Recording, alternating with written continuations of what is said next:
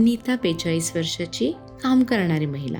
कधी 20-20 दिवस रक्तस्राव व्हायचा, तर कधी 2-2 महिने पाळीच नाही.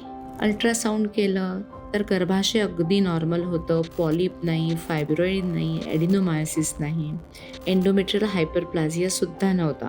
तरी पण बायोप्सी केली, ती नॉर्मल होती. तर तिचं निदान झालं की हे हार्मोनल इम्बॅलन्स आहे. तिला वाटलं होतं की आता आपल्याला ऑपरेशन करावं लागेल. पण जेव्हा नुसतं हार्मोनल इम्बॅलन्स असतं तेव्हा जस्ट आम्ही प्रोजेस्ट्रॉन थोडे दिवसाकरता सुरू करतो आणि नंतर हार्मोन रिलीज करणारी इंट्रायुट्राईन डिव्हाइस बसवतो. 6 महिन्याने जेव्हा ती आली तेव्हा ती म्हणाली, माझं आयुष्य पूर्णपणे बदलून गेलंय.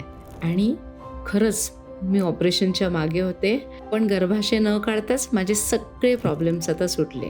त्यामुळे निदान योग्य जर झालं तर उपचार नक्कीच योग्य पद्धतीने करता येतात. सगळ्याच गोष्टींना काही ऑपरेशन सोल्युशन नसतं.